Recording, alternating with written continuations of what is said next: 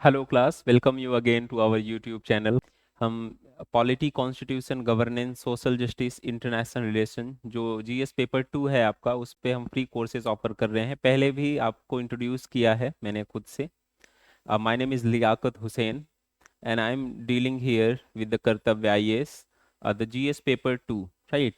तो उसके अंदर अगर आपको याद हो तो हमने salient features of Indian constitution का पूरा चैप्टर किया हुआ है। और उसके बाद हमने फिर union and its territory from article 1 to article 4। और फिर नेक्स्ट वीडियो में हमने किया citizenship from article 5 to article 11। और अकॉर्डिंगली अब हम शुरू कर रहे हैं fundamental rights part third of Indian constitution from article 12 to article 35। तो ऐसा हम करने की कोशिश कर रहे हैं। आपको पता है कल हमने एक वीडियो दिया था, शूट किया था, और वो था फंडामेंटल राइट्स पे। तो फंडामेंटल राइट्स हमने ऑलरेडी शुरू कर दिया है। एंड फंडामेंटल राइट्स जो मूल अधिकार हैं उनके अंदर हमने कुछ स्टडी किया था, ठीक है। देखिए, एक चीज आप समझिए, मूल अधिकार are very important for from the point of view of your examination. You may be appearing for the UPSC, UPPSC or other state commission or the Joint Public Service Commission, or for any central services, the exams conducted by UPSC and the state commissions, other kind of exams are there. So these videos are going to be very helpful for your preparation. Be clear about that, right? We try to maintain the quality and accuracy, and our videos are equipped with the facts and figures, each and everything, in depth, understanding you'll be able to develop on the subject, on particular topic, right? So be focused, be concentrated, and try to understand. तो ये हम पढ़ रहे थे मूल अधिकार। मूल अधिकारों में अगर कल की बात करें तो पर्टिकुलरली मूल अधिकार में हमने बात किया था, मूल अधिकार part third of Indian constitution के अंदर है। और आर्टिकल की अगर बात करें तो आर्टिकल 12 टू आर्टिकल 35, 12 से 35 आर्टिकल तक मूल अधिकार रेंज करते हैं, ठीक है। एक बात हमने किया था, वाई दीज राइट्स, दीज अधिकार आर कॉल्ड फंडामेंटल और मूल। ये जो अधिकार हैं इनको मूल अधिकार क्यों कहते हैं? Why these rights are called the fundamental rights. तो उसके लिए भी हमने अंडरस्टैंडिंग डेवलप किया था कि इनको मूल अधिकार क्यों कहते हैं, right.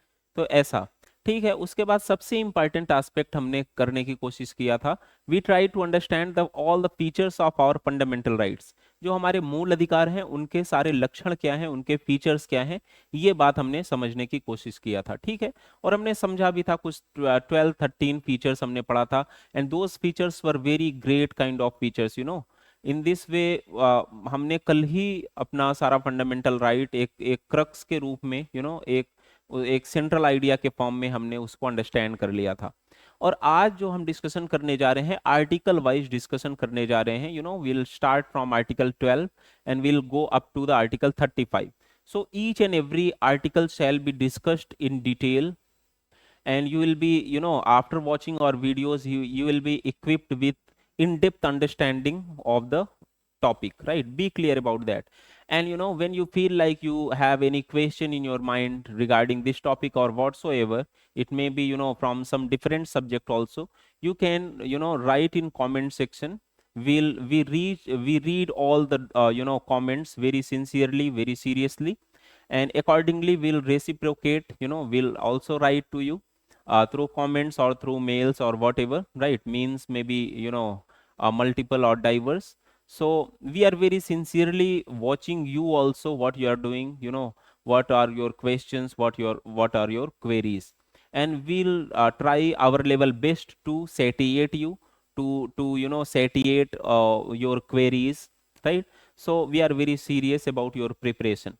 Let's get started. As I have told you, we are dealing with the fundamental rights. You see here, fundamental rights are incorporated in our constitution in part 3rd of Indian constitution.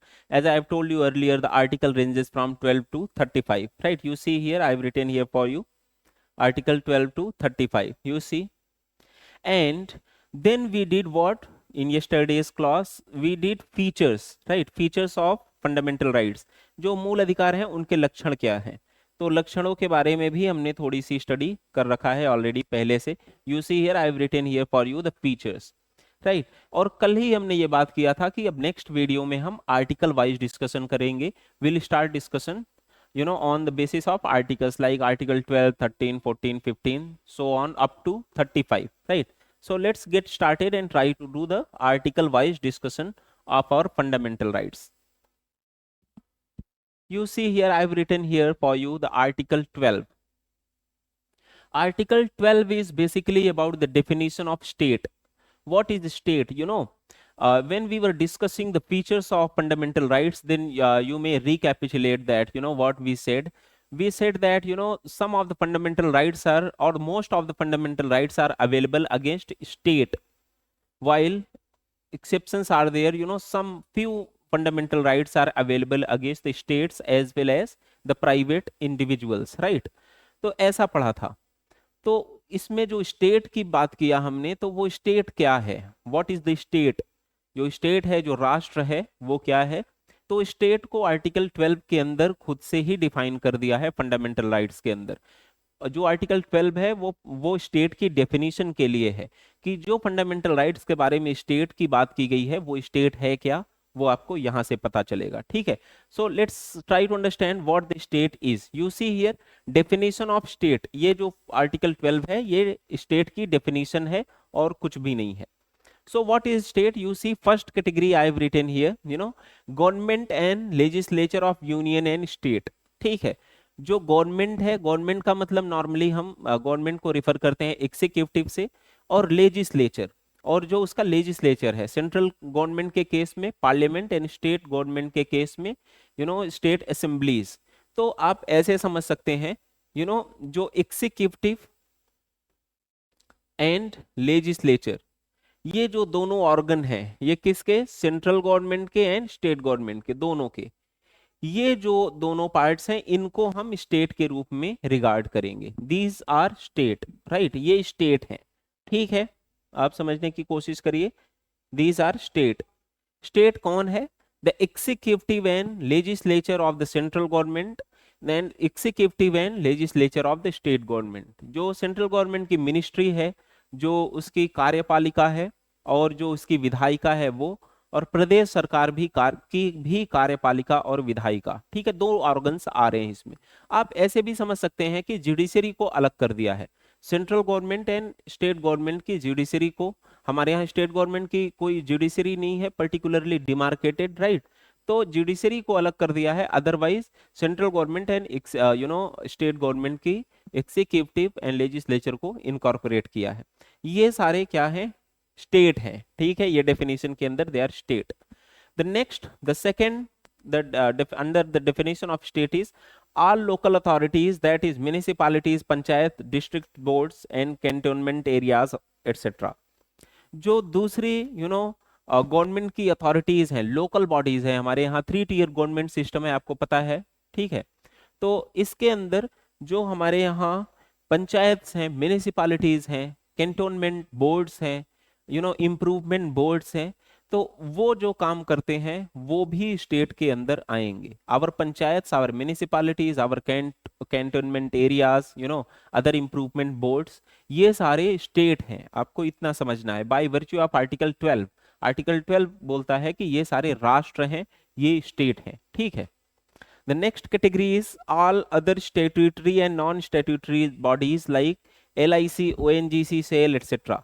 दूसरे जो statutory bodies हैं, statutory body का मतलब ऐसी body जिसको हमने statute बना के पैदा किया है, कानून बना के पार्लियामेंट ने पैदा किया है, या तो स्टेट असेंबलीज ने उनको पैदा किया है. तो ऐसी चाहे स्टैट्यूटरीज बॉडीज हों या दूसरी अदर नॉन स्टैट्यूटरी बॉडीज हों, वो भी स्टेट का हिस्सा हैं, वो भी स्टेट कहलाती हैं. ठीक है, स्टेट की डेफिनेशन में वो भी आएंगी. The next category I have written here, private bodies working as an instrument of state. ये बात आपको समझने वाली है कि ऐसी प्राइवेट एजेंसीज हो सकती हैं, प्राइवेट बॉडीज हो सकती हैं जो स्टेट के अंदर एक इंस्ट्रूमेंट के जैसे काम करती हों, उनको भी हम स्टेट समझेंगे. ठीक है, आप समझने की कोशिश करिए. फॉर एग्जाम्पल, जो हमारे म्यूनिसिपालिटी है, आपने सुना होगा कि वो लोग सैनिटेशन वर्कर्स को कॉन्ट्रैक्ट बेसिस पे हायर करते हैं. Contractual workers are working in the municipalities. तो म्यूनिसिपालिटी तो हमने ये थर्ड कैटेगरी में पढ़ा कि ये क्या है? स्टेट है. आप देखिए यहाँ पे लिखा हुआ है, ये स्टेट है. तो स्टेट के अंदर कौन काम कर रहा है, ऑन द कॉन्ट्रैक्ट बेसिस हम सैनिटेशन वर्कर्स और ये वर्क कर रहे हैं, ठीक है, वो क्लीनलीनेस के काम में इन्वॉल्व हैं। तो ऐसी अथॉरिटीज, ऐसी बॉडीज जो स्टेट के अंदर कुछ असिस्टेंस का काम कर रही हैं या कोई और भी काम कर रही हैं, उनको हम स्टेट ही मानेंगे। यस, दोज बॉडीज में बी प्राइवेट, राइट, वो प्राइवेट हो सकती हैं, वो गवर्नमेंट ऑर्गेनाइजेशन नहीं हो सकती हैं, गवर्नमेंट बॉडीज नहीं हो सकती हैं, मे बी। लेकिन अगर वो गवर्नमेंट को असिस्ट कर रही हैं या गवर्नमेंट के किसी काम में हाथ बटा रही हैं, that may be on the contract basis और whatever basis, those bodies shall also be regarded as the state, right, उनको भी हम स्टेट मानेंगे, ठीक है। तो आप समझिए कि जैसे अगर सैनिटेशन का काम है या कोई हेल्थ केयर का काम है, जो हेल्थ केयर का, उसको हमारी गवर्नमेंट ने आउटसोर्स कर दिया, उसको प्राइवेट प्लेयर्स को दे दिया, and the private players are discharging the duties of providing health care facilities to the people, right. और अगर वो health care facilities up to the mark provide नहीं कर पाते हैं जो स्टैंडर्ड स्टैब्लिश्ड है, और वो उसमें समस्या है हेल्थ केयर फैसिलिटीज में, सैनिटेशन में, तो आपको लगेगा कि अब हम क्या करें, जो हमारे मूल अधिकार हैं वो तो स्टेट के अगेंस्ट अवेलेबल हैं, राइट। तो ऐसा नहीं है, यहाँ पे जो प्राइवेट प्लेयर्स हैं जो स्टेट का काम कर रहे हैं, स्टेट के साथ में मिलके काम कर रहे हैं, वो भी स्टेट हैं। हम इन प्राइवेट बॉडीज के अगेंस्ट भी सुप्रीम कोर्ट में आर्टिकल 32 के अंदर हम रिड्रेसल सीख कर सकते हैं, डिमांड कर सकते हैं, ठीक है। And supreme court is duty bound to enforce the fundamental rights, supreme court को इंटरटेन करना ही होगा, and they are duty bound to you know to ensure the enforcement of fundamental rights, and by virtue of article 226 we can directly go to the high courts also, right। तो ऐसा है, आपने समझा कि ये सारी जो बॉडीज हैं ये स्टेट के अंदर आती हैं या ये ही स्टेट है। एक बार मैं रिकैप करना चाहूंगा आपका, देखिए, जो सेंट्रल एग्जीक्यूटिव एंड लेजिस्लेचर है, स्टेट की एग्जीक्यूटिव एंड लेजिस्लेचर है, ये स्टेट है। हमारी जो लोकल बॉडी है, लोकल गवर्नमेंट सिस्टम है, डिसेंट्रलाइजेशन किया 73rd 74th constitutional amendment act लाके हमने 1992 में, उसके अंदर से जो म्यूनिसिपालिटीज एंड कॉरपोरेशंस हैं, जो हमारी पंचायत्स हैं, जो कैंट एरियाज हैं, जो अदर इम्प्रूवमेंट बोर्ड्स हैं, ये सारे भी स्टेट हैं। तीसरी कैटेगरी हमने पढ़ा था, आपने देखा यहाँ पे all other statutory and non statutory bodies, कुछ स्टैट्यूटरी बॉडीज हमने बनाए हैं, कमीशंस हैं, राइट, LIC है, विमेंस कमीशन, OBC कमीशन, कुछ नॉन स्टैट्यूटरी बॉडीज भी हैं हमारे कॉन्स्टिट्यूशन में, ये सारी भी स्टेट हैं। तीसरा हमने पढ़ा कि चौथा हमने पढ़ा कि ऐसी बॉडीज जो स्टेट के एक इंपॉर्टेंट इंस्ट्रूमेंट के रूप में असिस्ट कर रही हैं, काम कर रही हैं, irrespective of their status, whether they are government bodies or private bodies, they are also regarded as state only। तो इसको हमने 2-3 बार करके पढ़ के समझ लिया है डीप में। अब आपको कोई डाउट नहीं होना चाहिए, ठीक है। अगर आपको कोई डाउट है, please write down in the comment section, ask the question, feel free to ask any question, right. और हम उस पर जो भी आप क्वेश्चन रेज करेंगे, हम उस पर डिटेल में और भी स्टडी करेंगे और भी आपको बताने की कोशिश करेंगे, आपकी क्वेरी को सेटिएट करने की कोशिश करेंगे। So let's move forward and try to do the next thing I've written here. Now article 12 is over, right? The definition of state we have got, right? And now comes the turn of article 13. You see here I've written here article 13. article 13 में क्या है? The laws which are inconsistent with or in derogation of fundamental rights shall be declared null and void. Yes, let me repeat again. Laws inconsistent with or in derogation of fundamental rights shall be declared null and void.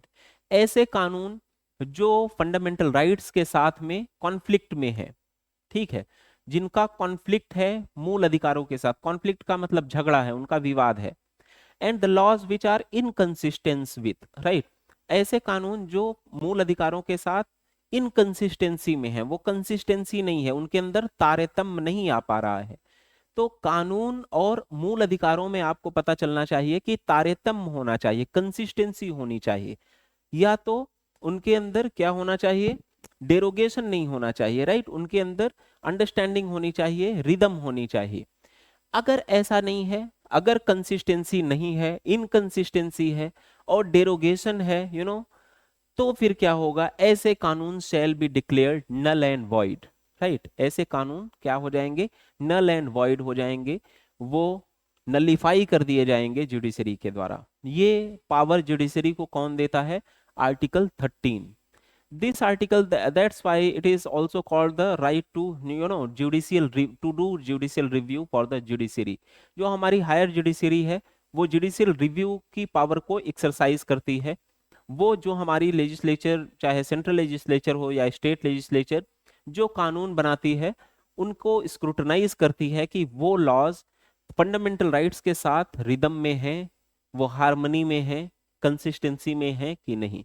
अगर ऐसा नहीं है तो judicial review की power को use करके, article 13 की power को यूज करके हमारी हायर जुडिशियरी उसका रिव्यू करती है। और अगर कानून डेरोगेशन में है फंडामेंटल राइट्स के साथ में, तो ऐसे कानून को नल एंड वॉइड डिक्लेयर कर देती है। वो कानून जीरो हो जाता है, वो कानून नलीफाई हो जाता है, उस कानून की का कोई महत्व नहीं होता है। ठीक है, तो आपने देखा कि आर्टिकल 13 कितना सुंदर आर्टिकल है, और ये मूल अधिकारों को पार्लियामेंट के आर्बिट्रेरी लॉज से बचाता है। Parliament can not arbitrate can not make arbitrary laws to take away the fundamental rights. ठीक है, ऐसा। अच्छा ठीक है, इसमें आपने देखा कि the laws inconsistence with laws, कानून जो इनकंसिस्टेंसी में रहेंगे, ऐसा हमने पढ़ा मूल अधिकारों के साथ में। तो वो कानून क्या है? वो कानून क्या है? कोई कहेगा कि एक नियम मैंने बनाया है, क्या ये भी कानून है? कोई कहेगा कि पार्लियामेंट ने एक कानून बनाया है, वो कानून है। कोई कहेगा कि एक दूसरे देश का कानून है, कहीं पाकिस्तान में या चाइना में कोई कानून चल रहा है, क्या वो भी कानून है तो वो भी कानून, लेकिन उनका कानून है। ठीक है, मैंने खुद से अपना एक छोटा सा कानून बना दिया, क्या वो भी कानून है? अकॉर्डिंग टू द आर्टिकल 30 ये जो लॉ लिखा हुआ है, क्या वो भी लॉ है? ठीक है, तो ये लॉ है क्या? हमारा अपना कानून है कि चाइना का कानून है, कि किसी इंडिविजुअल ने कुछ कानून बना दिया, किसी प्राइवेट कॉरपोरेशन ने कोई कानून बना दिया? ये कानून क्या है अकॉर्डिंग टू आर्टिकल 13? ये हम पढ़ने की कोशिश करते हैं। ठीक है, कि ये कानून है क्या? क्या हमने जिसकी जितने कानूनों की बात किया, क्या ये सारे कानून माने जाएंगे या ऐसा नहीं है? तो ऐसा नहीं है तो क्या है वो समझने की कोशिश करते हैं। तो आर्टिकल 13 में ही, आर्टिकल 13 के अंदर ही, अनुच्छेद 13 के अंदर ही कानून की डेफिनेशन दिया हुआ है, एक्सप्लेन किया हुआ है कि कानून क्या है। ठीक है, what is law, the definition of law. You see here I have written here for you the definition of law, right, you see. तो इसमें भी 4 कैटेगराइजेशन किया हुआ है। लेट्स ट्राई टू अंडरस्टैंड कि लॉ क्या है। Permanent laws enacted by parliament and state assemblies. जो परमानेंट लॉज हैं, जो पक्के कानून हैं, जो पार्लियामेंट ने बनाए हैं और स्टेट असेंबलीज ने बनाए हैं। मतलब विदेश के कानून की बात हम कर रहे थे, वो कानून कानून नहीं है, वो उनके कानून है। हमारे आर्टिकल 13 के अकॉर्डिंग कानून क्या है? जो कानून पार्लियामेंट ने बनाए हैं परमानेंटली, परमानेंट लॉज। दो कैटेगराइजेशन कर सकते हैं, दो कैटेगरीज में हम लॉज के, परमानेंट एंड टेम्परेरी लॉज। तो परमानेंट लॉज क्या है? जो पार्लियामेंट ने कानून बनाए हैं और जो स्टेट असेंबलीज ने कानून बनाए हैं। ठीक है, ये परमानेंट लॉज हो गए, क्योंकि एक बार पार्लियामेंट ने बना दिया, जब तक पार्लियामेंट उसको इम्प्रूव नहीं करती है या रिपील नहीं करती है, वो कंटिन्यू करेंगे, राइट। तो ऐसे लॉज को हम परमानेंट लॉज बोलते हैं। ठीक है, तो ये फर्स्ट कैटेगरी है, इनको लॉ बोलेंगे। Second, temporary laws made by ordinance promulgated by the president and the president of India and the governors of state। ये टेम्परेरी लॉज होते हैं। आपको पता है कि प्रेसिडेंट ऑफ इंडिया के पास अथॉरिटी है, पावर है ऑर्डिनेंस प्रोमलगेट करने की। ऑर्डिनेंस, अध्यादेश कहते हैं इसको, टेम्परेरी लॉज। फॉर एग्जाम्पल, कभी हमारा हाउस सेशन में नहीं है, ऐसा हो सकता है, हमारा हाउस एक फिक्स्ड टाइम पीरियड के लिए सेशन में आता है, ठीक है, उसका कुछ फिक्स टाइम पीरियड है, या कुछ इमरजेंसी है कि इमीडिएटली हाउस की कंसेंट के बिना, हाउस की consent that is a kind of difficult job. पहले तो हाउस वो सेशन में होना चाहिए, उसके बाद उसमें वो जो प्रपोजल है वो आना चाहिए, बिल फ्लोर ऑफ हाउस पे रखा जाना चाहिए, then all the passage procedure shall be followed, फिर वो बिल जाके कानून बनेगा। उसमें भी कॉम्प्लेक्सिटी हो सकती है, कि अगर स्पेशल मेजॉरिटी की जरूरत है, ऐसा कोई कानून हम बनाना चाह रहे हैं, तब तो फिर और कॉम्प्लेक्सिटी पैदा हो जाएगी। Special majority is comparatively difficult to achieve by the our parliament. तो ऐसा, ठीक है, तो ऐसी परिस्थिति में ऐसा हो सकता है कि किसी मुद्दे पे कानून बनाना अत्यंत आवश्यक है, बहुत ज्यादा जरूरी है, और उसको इमीडिएट इफेक्ट में कानून को एग्जिस्टेंस में आना चाहिए। ऐसी परिस्थिति में हमारे प्रेसिडेंट के पास सेंट्रल गवर्नमेंट के लिए और गवर्नर्स के पास अथॉरिटी है स्टेट गवर्नमेंट के लिए टेम्परेरी लॉज बनाने के लिए। Those laws are called you know the ordinances, right. वो ऑर्डिनेंस इश्यू करते हैं, प्रमलगेट करते हैं। ऐसे जो कानून बनाए जाते हैं ये टेम्परेरी नेचर के होते हैं ऑलमोस्ट, हम ऑर्डिनेंस को सेपरेटली पढ़ेंगे, कौन से आर्टिकल्स हैं, इनका टेन्योर कितना होता है और रेशनैलिटी क्या है इसके पीछे। रेशनैलिटी पे तो कुछ थोड़ी सी बात किया है हमने। तो ये टेम्परेरी नेचर के होते हैं, कुछ 6 मंथ्स इनकी वैलिडिटी होती है मोटा मोटा, अगर हम समझने की कोशिश करें, ठीक है। तो ऐसे कानून भी लॉ का स्टेटस रखते हैं। आपने क्या समझा? पार्लियामेंट ने और स्टेट असेंबली ने जो कानून बनाया, दोज कानून्स are law, and at the same time the ordinances promulgated by the president of India and the governors of states are also having the status of law। ठीक है, ये दो कैटेगरी हमने पढ़ लिया। The third one is statutory instruments like delegated legislations, bylaws, rule, regulations, notification, etc। Other statutory instruments भी हैं हमारे संविधान में, हमारे कानून के अंदर। स्टेट्यूटरी इंस्ट्रूमेंट्स क्या हैं? वो उनको हम डेलीगेटेड लेजिस्लेशन कहते हैं। ये आप समझिए, डेलीगेटेड लेजिस्लेशन, ये कंसेप्ट आपको समझना जरूरी है। Delegated legislation, right. ये डेलीगेटेड लेजिस्लेशन का कंसेप्ट क्या है आप समझने की कोशिश करिए, एक एग्जांपल के जरिए मैं आपको बताता हूं, ठीक है। देखिए, कानून बनाने की अथॉरिटी किसको है? आप जानते हैं कि पार्लियामेंट कानून बनाएगी केंद्र सरकार के लिए, स्टेट असेंबलीज बनाएंगी। ऑर्डिनेंस इश्यू किया जा सकता है प्रेसिडेंट एंड गवर्नर के द्वारा, इसके अलावा कोई कानून बना नहीं सकता है।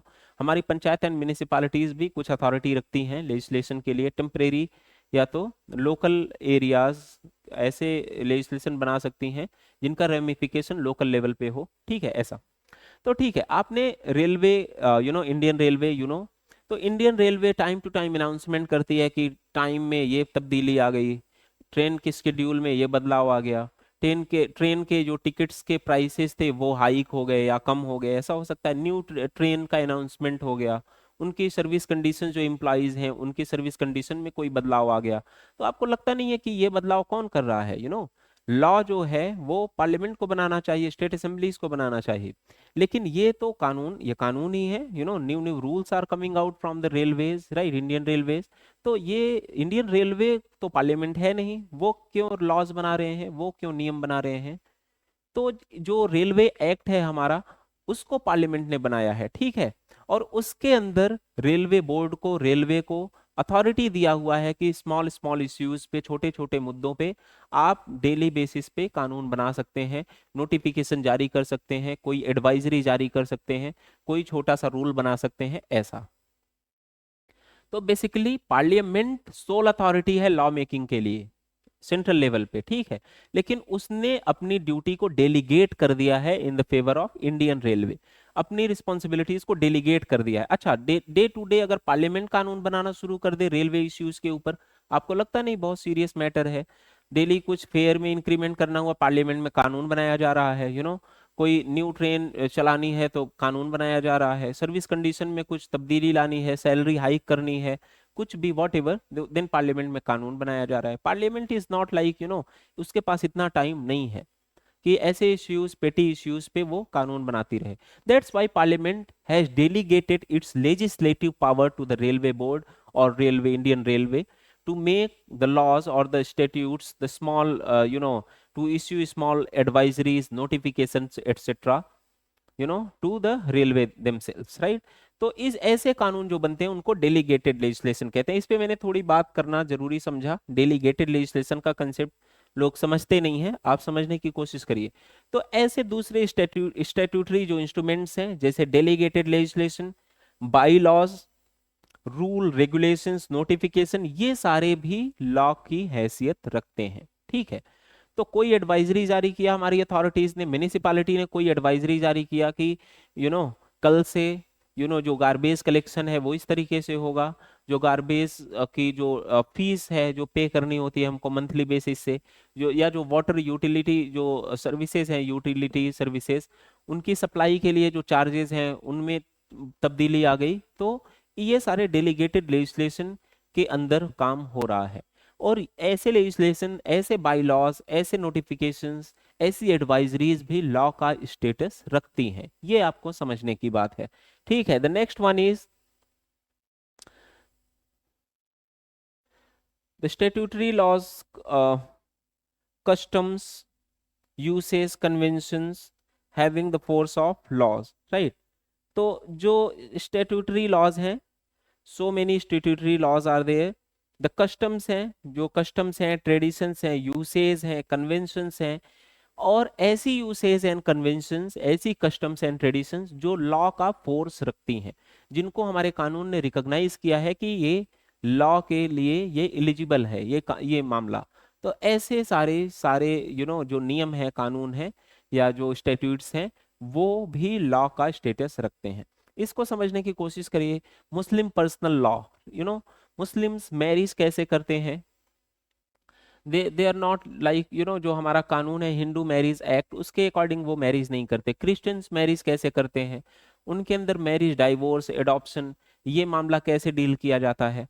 तो उनके जो कस्टमरी लॉज हैं, जो उनका जो उनका कल्चरल लॉ है, जो उसमें इस्लाम के अंदर या क्रिश्चियनिटी के अंदर या जुडाइज्म के अंदर जो कस्टमरी लॉज हैं मैरिज, डाइवोर्स, एडॉप्शन के, उनको हमारे कानून ने, हमारी व्यवस्था ने लॉ का स्टेटस दिया हुआ है।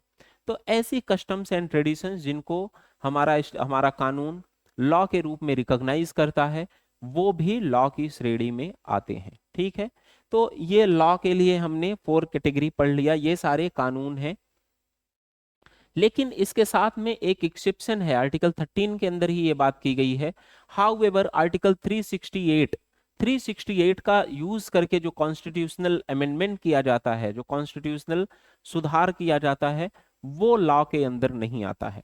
ठीक है, तो आप समझने की कोशिश करिए, काफी इंटरेस्टिंग है ये। मतलब कि पार्लियामेंट अगर आर्टिकल 368 का यूज करके संविधान में संशोधन कर दे, कोई तब्दीली कर दे, कोई बदलाव कर दे, पर्टिकुलरली अगर वो किसी फंडामेंटल राइट को रिपील कर ले या उसमें कोई बदलाव कर दे, तो ये लॉ नहीं है। ये लॉ नहीं है, फिर क्या है? ये लॉ नहीं है, इसको एग्जेम्प्ट कर दिया। अगर ये लॉ नहीं है, फिर तो लॉ के हमारे जो आर्टिकल 13 के अंदर जो प्रोटेक्शन है कि ऐसे कानून नलीफाई हो जाएंगे, नल एंड वॉइड हो जाएंगे सुप्रीम कोर्ट के द्वारा, वो तो कानून के लिए है। उन्होंने बोला कि ये आर्टिकल 368 लॉ के अंदर आता ही नहीं है। तो मतलब संविधान संशोधन करके पार्लियामेंट टाइम टू टाइम पे हमारे फंडामेंटल राइट्स को छीनती रहे, या उनको कट करती रहे, या उनके अंदर बदलाव लाती रहे, तो वो कानून के अंदर नहीं आता है, और पार्लियामेंट ऐसा कर सकती है। ठीक है, ऐसा कर सकती थी, पहले का स्टेटस ये था कि ऐसा कर सकती थी। ठीक है, उस टाइम पे, क्योंकि लॉ की डेफिनेशन से आर्टिकल 368 को एग्जेम्प्ट कर दिया था। ठीक है, तो आप समझिए कि क्या किया था उन्होंने। एक बार तो बोला कि कोई भी कानून आपके मूल अधिकारों को छीन नहीं सकता है, ऐसे कानून जो छीनने का काम करेंगे वो कानून ही खत्म हो जाएंगे। फिर उन्होंने बताया कि 368 के अंदर कानून बनाओ, ये कानून है ही नहीं, इसलिए ये कानून लागू रहेगा और आपके मूल अधिकार कई बार खतरे में पड़ सकते हैं। ठीक है, तो आगे की जर्नी पढ़ते हैं हम। देखिए, ये जो शुरू में स्टेटस ये था, अभी भी है कि आर्टिकल 368 लॉ के अंदर नहीं आता। काफी कंट्रोवर्सी हुई इस पे, और हम एक जो फाइट है पार्लियामेंट के अंदर और जुडिशरी के अंदर, वो उसका सीक्वेंस पढ़ने जा रहे हैं। Shankari Prasad case came in front of the supreme court. Then दूसरा केस है ये Sajjan Singh case came to the supreme court, and Golaknath case came to the Supreme Court, and then 24th and 25th Constitutional Amendment Act was brought into the Parliament। ये लड़ाई चल रही है कि article 368 के अंदर किस एक्सटेंट में जाके पार्लियामेंट मूल अधिकारों को बदल सकती है। हम जब आर्टिकल 368 की बात करेंगे, या basic structure of the constitution पढ़ेंगे कि वो डॉक्ट्रिन कैसे इवॉल्व हुई, तब हम इन केसेस को डिटेल में पढ़ेंगे। तो ये डिस्प्यूट चल रहा है। आर्टिकल 20 कॉन्स्टिट्यूशनल अमेंडमेंट एक्ट 24 25 को लाके पार्लियामेंट ने एक बार फिर से बता दिया, नो, आर्टिकल 368 के अंदर हम आजाद हैं कोई भी तब्दीली लाने के लिए मूल अधिकारों में। Then supreme court came up with a great doctrine of the Kesavananda Bharati, right? You see here, Kesavananda Bharati case 1973। ये मूल अधिकारों को या संविधान के सब्सटेंशियल पार्ट को बदलने या उनको खत्म करने, नष्ट करने के का ही विवाद था, पार्लियामेंट एंड सुप्रीम कोर्ट के बीच में, हायर जुडिशरी के बीच में। तो सुप्रीम कोर्ट वाज लाइक कि अलग अलग वर्डिक्ट में उन्होंने अलग अलग स्टैंड लिए, और लास्ट में उनको 24th and 25th constitutional amendment act के जवाब में उनको न्यू डॉक्ट्रिन के साथ आना पड़ा, that the great doctrine is called the Kesavananda Bharati case, right. इस केस के अंदर उन्होंने basic structure of the constitution की डॉक्ट्रिन का को इजाद किया। Let me write here for you the basic structure of the Indian constitution,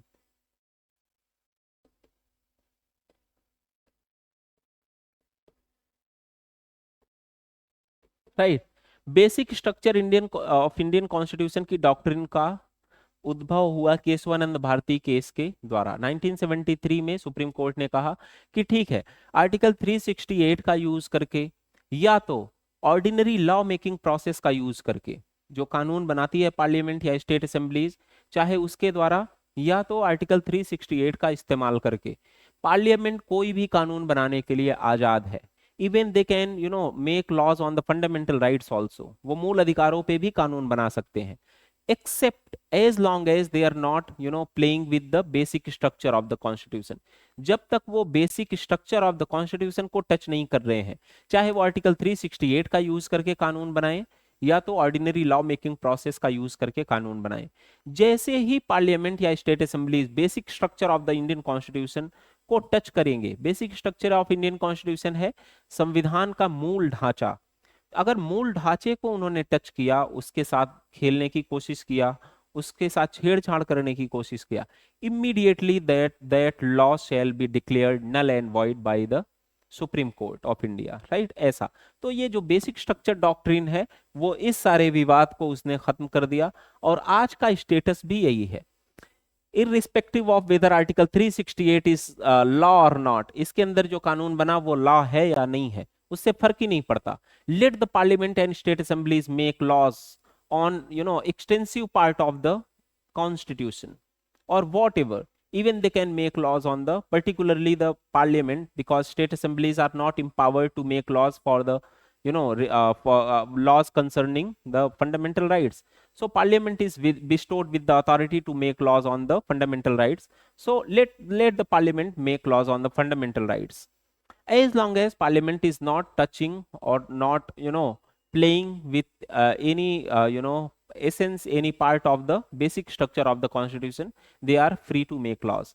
And as soon as they start making laws on the basic structure of the constitution, the supreme court is vested with the authority to declare those laws as null and void। ठीक है, तो अभी का status ये है, हमने इतना समझा है, इतना पढ़ा है।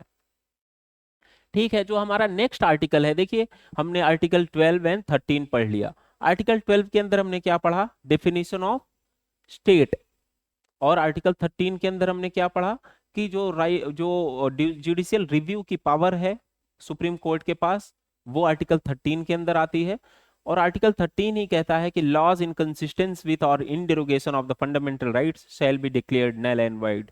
तो उसमें जो लॉज है, लॉ की डेफिनेशन भी हमने आर्टिकल 13 के अंदर पढ़ा। ठीक है, अभी हम आर्टिकल 14 पढ़ने की कोशिश कर रहे हैं। So let's get started and try to understand article 14। What is about Article 14? You see here, equality before law and equal protection of law. The two things I have written here for you. You see, equality before law and equal protection of law. EBL and EPL, equality before law and equal protection of law. So let's try to understand what it means, for the Constitution to, what is equality before law. You see here, there are three elements in equality before law. The first one is absence of any special privilege in favor of any person. किसी भी person के favour में कोई special privilege नहीं है, absence है। हमारे देश के अंदर कोई भी पर्सन हो, ये पर्सन आप समझने की कोशिश करिए, इसमें पर्सन में citizens, aliens and legal person, ये काफी कॉम्प्रिहेंसिव है। Citizen, aliens and legal person, ये तीनों को इसमें इनकॉर्पोरेट किया है। ठीक है, जैसे हमने जब फीचर्स हम पढ़ रहे थे तो हमने पढ़ा था कि कुछ जो अधिकार हैं हमारे वो सिर्फ सिटीजन्स को अवेलेबल है, कुछ हमारे अधिकार जो सिटीजन्स एंड एलियंस को भी अवेलेबल है और लीगल पर्सन्स को अवेलेबल है। तो ये जो आर्टिकल 14 है इसके साथ यही है, ये सिटीजन्स को, एलियंस को और लीगल पर्सन्स को भी अवेलेबल है, सबको अवेलेबल है। तो ये कैसा अधिकार है, ये बताया कि इक्वलिटी बिफोर लॉ के अंदर absence of any special privilege in favour of any person, citizen, alien and legal person. तो किसी भी पर्सन के लिए प्रिविलेज की एब्सेंस है, प्रिविलेज नहीं है, आई एम नॉट प्रिविलेज्ड, ठीक है। As far as enforcement of law is concern, no individual in this country is privileged prima facie, right. कुछ एक्सेप्शंस हैं, अभी हम एक्सेप्शंस की बात करेंगे कि वो एक्सेप्शंस क्या है, कहाँ पे लॉ समान रूप से अप्लाई नहीं होता, कहाँ पे प्रिविलेजेस हैं। तो कुछ लोगों को प्रिविलेजेस हैं, but generally speaking there is absence of privileges as far as the application of law is concern, ठीक है, ऐसा। सेकेंड आप देखिए, equal subjection of all persons to the ordinary law. जो ऑर्डिनरी लॉज हैं उनको, उनके सामने सारे लोग बराबर हैं, ठीक है। ऑर्डिनरी लॉज सारे लोगों के लिए बराबर रूप से अप्लाई होंगे। For example, I have committed some crime or some kind of bad thing I may have committed, and some individual who is more richer, who is very great person, he or she has also committed the same crime, right, उन्होंने भी same गुनाह किया जो मैंने किया। then irrespective of the economic status or the social status or the political status or whatever, कोई भी status हो, वो कितने अमीर गरीब हो, वो समाज में कितनी प्रतिष्ठावान वो महिला या पुरुष हो सकते हैं, उन्होंने भी अगर वही गुनाह किया है, मैंने भी वही गुनाह किया है, देन लॉज जो है, जो ऑर्डिनरी लॉज हैं, वो मेरे लिए और उनके लिए समान रूप से अप्लाई होंगे, ठीक है। जो भी पीनल प्रोविजंस है उस कानून के अंदर, फॉर एग्जांपल उन्होंने बोला कि 5000 आपको फाइन पे करना पड़ेगा इस गुनाह के लिए, राइट। तो 5000 फाइन मुझको भी पे करना पड़ेगा, उनको भी पे करना पड़ेगा। Laws shall be applicable, equal subjection of laws on all persons, right. तो ये जो एप्लीकेबिलिटी ऑफ द लॉ है ये इक्वली एप्लीकेबल होंगे सारे लोगों के लिए, सारे पर्सन्स के लिए। पर्सन्स में भी individuals, citizens, aliens and the legal person. The last one is no person is above the law, right? No person is above the law, each and every individual is under the law in only, right? Irrespective of the social status, political status, economic status, gender, caste, creed, place of birth, etc. ये सारे barriers, ये सारे जो कैटेगराइजेशंस हैं समाज में, तो इनको सबको अप्लाई कर दीजिए, तो कोई भी कानून से ऊपर नहीं है। कानून सबसे ऊपर है, law is supreme and law shall apply to each and every individual equally, ठीक है। तो ये तीनों हमने पढ़ लिया। This concept is called the equality before law, ठीक है, ईबीएस, इक्वलिटी बिफोर लॉ। ये निगेटिव कंसेप्ट है, ठीक है, ये निगेटिव कंसेप्ट है। और ये कंसेप्ट जो इक्वलिटी बिफोर लॉ का कंसेप्ट है, ये ब्रिटिश कॉन्स्टिट्यूशन से मोटिवेटेड है। हमने इसको ब्रिटिश कॉन्स्टिट्यूशन से इनकॉर्पोरेट किया है, वहां से मोटिवेशन डिराइव किया है। और ये निगेटिव कंसेप्ट है क्योंकि ये इंडिविजुअल्स के प्रिविलेजेस पे बैन लगाता है। I am not privileged to be treated differently, right, I will be treated as the others in my country are treated, right. तो ये प्रिविलेजेस को रिस्ट्रिक्ट करता है, इस वजह से इसका नेचर निगेटिव है। आप ये दो बातें दिमाग में रखिए, कई बार सवाल पूछते हैं वो लोग इस पे। इसका नेचर क्या है, निगेटिव है, ये नकारात्मक रूप का है, ठीक है। दूसरा, इसको कहां से लिया है, ब्रिटेन से, ठीक है, ब्रिटिश कॉन्स्टिट्यूशन से ये कंसेप्ट हमने लिया है, इक्वालिटी बिफोर लॉ, ठीक है। तो इस तरह से आपको समझना चाहिए, we have understood thoroughly the equality before law. Let's move ahead and try to understand the equal protection of law, right? थोड़ा सा फर्क है दोनों में, इसको समझने की कोशिश करते हैं। इक्वल प्रोटेक्शन ऑफ लॉ क्या है और इसका कंसेप्ट क्या है। तो बिगिनिंग में ही हम समझने की कोशिश करते हैं। Equal protection of law, this concept was taken from the USA constitution, ठीक है। यूएसए का जो कॉन्स्टिट्यूशन है वो इस कंसेप्ट को मानता है। एंड इसका नेचर क्या है, ये पॉजिटिव है, ठीक है। ये नेचर कैसे डिसाइड होगा, नेचर इसका नेचर पॉजिटिव है। अभी हम जब पढ़ेंगे तो आपको पता चलेगा कि how the nature of this equal protection of law is positive. Let's try to understand, 3 parts में हमने इसको पढ़ना है। You see the first one I have written here for you, the equality of treatment under equal circumstances. जो equal circumstances में equal treatment किया जाएगा, ठीक है।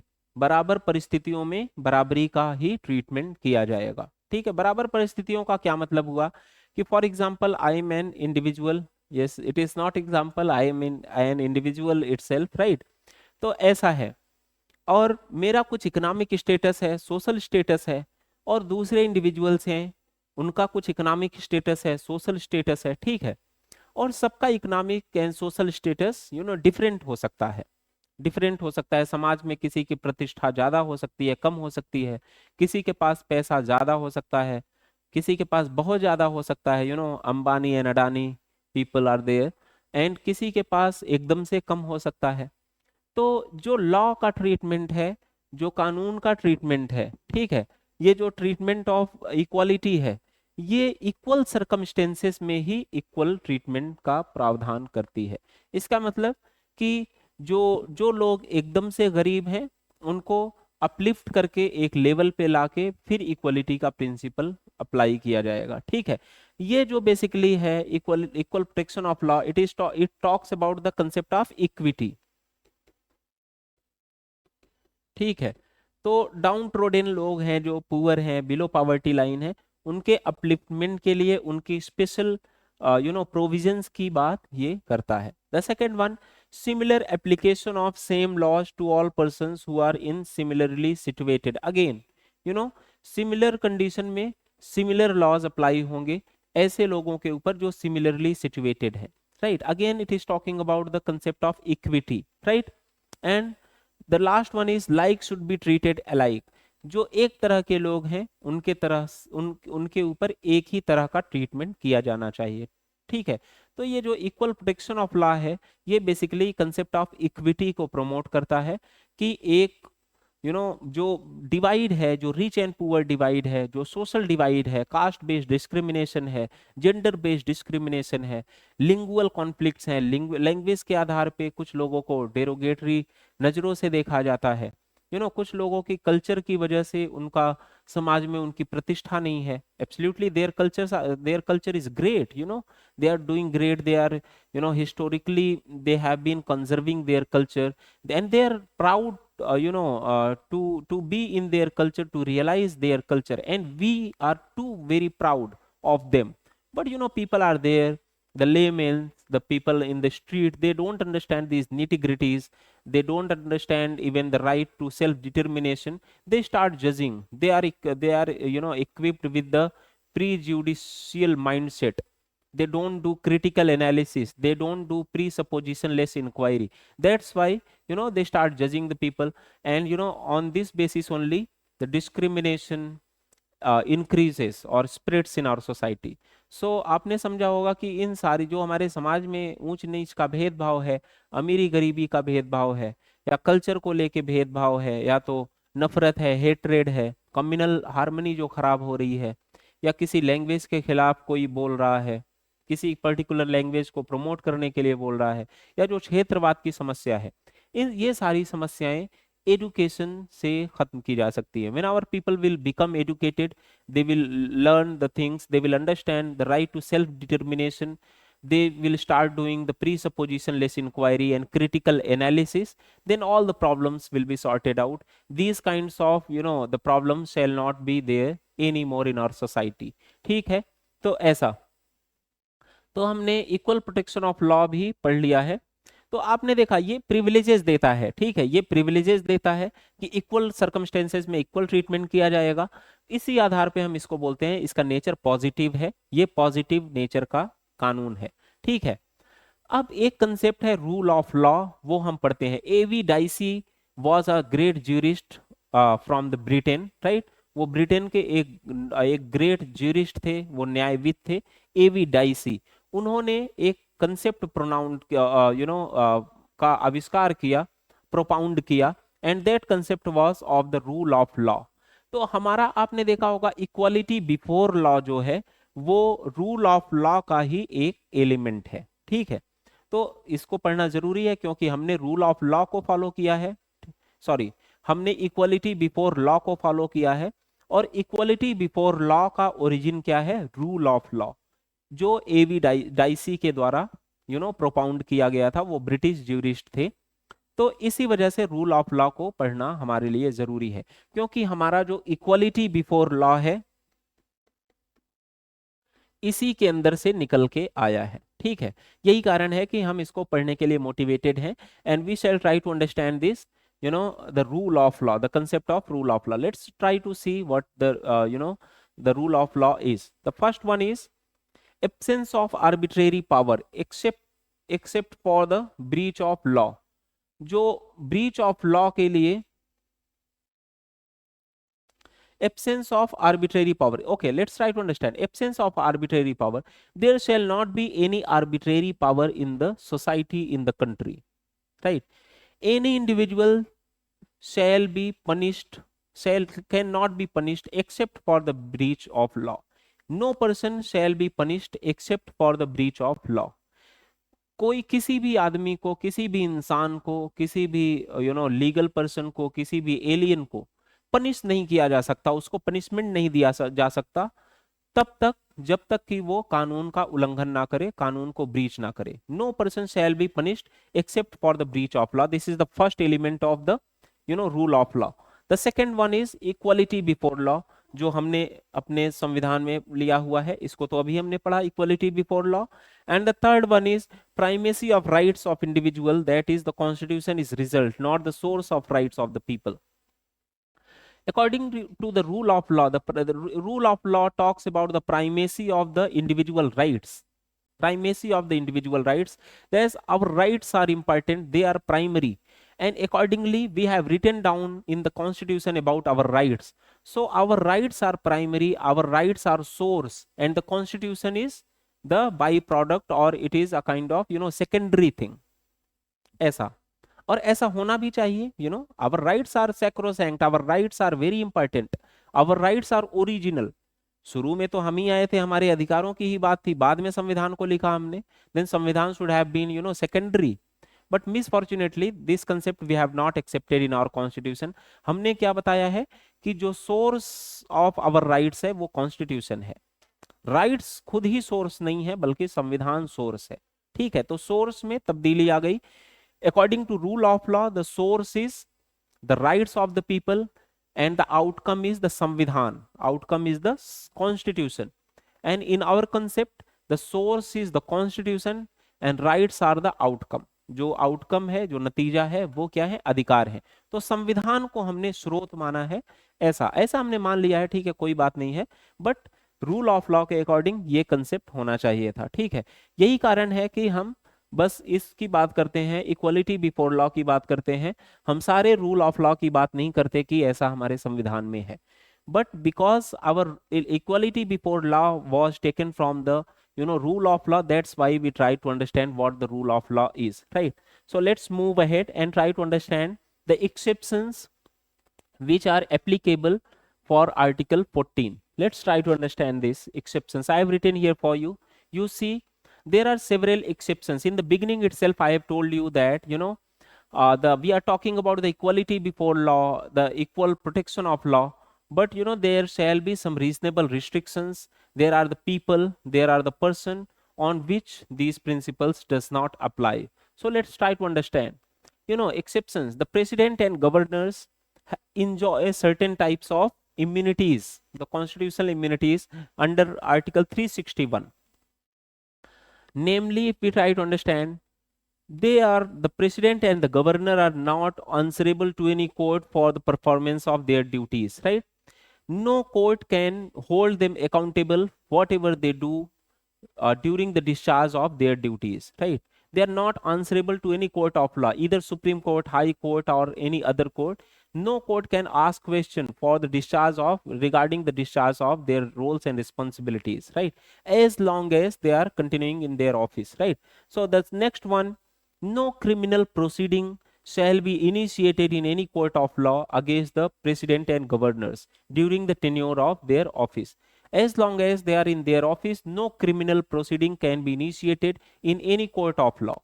The next one is no process of arrest in or imprisonment can be initiated against the governors and the president during their tenure of office, right? The next one is No civil proceeding can be initiated for the conduct of in their personal capacity except serving 2 months notice in advance. अगर उन्होंने कोई civil काम किया, कोई civil अपराध कर दिया है और अपनी पर्सनल कैपेसिटी में वो अपराध किया है, तो ऐसे केस में उनके ऑफिस के दौरान उनको नोटिस इश्यू किया जा सकता है, कोर्ट की प्रोसीडिंग इनिशिएट की जा सकती है। But prior 2 month notice service के बाद, हम 2 महीने पहले उनको नोटिस इश्यू करेंगे। Authorities are there to issue notice to them, and once the notice is the duration of notice is 2 months, then civil proceeding can be initiated even during their term of office also, right? तो इतनी immunities हैं article 361 की virtue से president and governors को जो हमने दिया हुआ है। The next one is publication of proceedings for the state legislature, the parliament and state assemblies. Parliament and state assemblies के जो प्रोसीडिंग्स हैं आर्टिकल 361 ए के अंदर उनको एग्जेम्पशन दिया हुआ है। कोई भी जर्नलिस्ट, कोई इंडिविजुअल या कोई पर्सन उनकी पब्लिसिटी कर सकता है, उनको पब्लिश कर सकता है रिटन फॉर्म में, वीडियोग्राफी के फॉर्म में या तो ऑरल फॉर्म में, राइट? तो उनकी पब्लिसिटी पे कोई भी पाबंदी नहीं है, कोई भी उनको प्रिवेंट नहीं कर सकता है ऐसा। The next one is members of parliament under article 105 194। तो ये लोग कुछ भी कहने के लिए स्वतंत्र हैं या कोई वोट करने के लिए स्वतंत्र हैं। जो हमारे एमपीज हैं, honourable MPs, they can vote in whatsoever manner, they can say whatever, even nonsense you may have heard. Sometimes your honorable MPs are talking nonsense in the parliament, right? They are raising the divisive issues in the parliament, which if you say those things, or if even they say those things, they pronounce those things in the out of the parliament or out of the protection of the parliament, then they shall be held accountable in the court of law. But very often you may have heard that so many derogatory things which they are not supposed to raise, they raise in the parliament because they enjoy immunity. Whatever they say in the parliament, whatever our MLAs say in the our assemblies, no court can hold them accountable for that. No criminal or civil proceeding can be initiated against them. Anything said in the parliament or state legislature, any vote given in the parliament and the state assemblies by them, by MPs and MLAs, right? So this much we have done. Now let's move ahead and try to understand all the foreign sovereigns. Foreign sovereigns, the foreign head of states visit our country, they come. The ambassadors, the embassies are there, they are also foreign sovereigns. Head of state or the president, prime ministers come to our nation. Law does not apply to them equally. They have got some kind of exemptions, they are exempted, and this is reasonable also. So they are exempted from the ordinary laws, and हम उनके ऊपर ऐसे rule of law या तो equality before law ऐसे करके काम नहीं कर सकते हैं, ठीक है? Members of United Nations organisation, जो यूएनओ है, यूनाइटेड नेशंस ऑर्गेनाइजेशन, उसके मेंबर्स भी इम्यूनिटी इंजॉय करते हैं, उनको भी हमने एग्जेम्प्ट किया हुआ है। आर्टिकल 31C, आर्टिकल 31C आपको पता है, जब हम पढ़ रहे थे तो हमने फीचर्स पढ़ रहे थे तो हमने पढ़ा था कि जो 31C है, ठीक है, उसके अंदर हम ऐसे कानून बनाते हैं जो फंडामेंटल राइट्स को वायलेट करते हैं, वायलेट कर सकते हैं, तो वो एग्जेम्प्टेड है। सुप्रीम कोर्ट ने एक ऑब्जर्वेशन किया हुआ है, आप देखिए हमने लिखा है आपके लिए यहाँ पे, where article 31C comes article 14 goes out. जहां भी आर्टिकल 31C आएगा, आर्टिकल 14 का एक्सिस्टेंस खत्म हो जाएगा। मतलब कोई चीज डेरोगेशन में हो सकती है आर्टिकल 14 के, और उसको क्वेश्चन नहीं किया जा सकता as long as that particular thing or article is put into the article 31C, ठीक है? तो इस तरह से ये एक्सास्टिव लिस्ट जो एग्जेम्पशन की है आर्टिकल 14 के लिए, वो हमने पढ़ लिया है। And be clear, this is exhaustive list, ये कंप्लीट इंफॉर्मेशन है, आप इसको पढ़िए, समझिए। And the next article will be doing article 15, prohibition of discrimination on certain grounds. So let's wind up our discussion. कल की क्लास में हम ये prohibition of discrimination on certain grounds article 15 की चर्चा करेंगे, और we shall try to study at least 4-5 articles in a day. Today we have studied only 3, right? Because we try to understand the definition of state and definition of law also. So let's wind up our discussion. Thank you for watching. Thank you so much.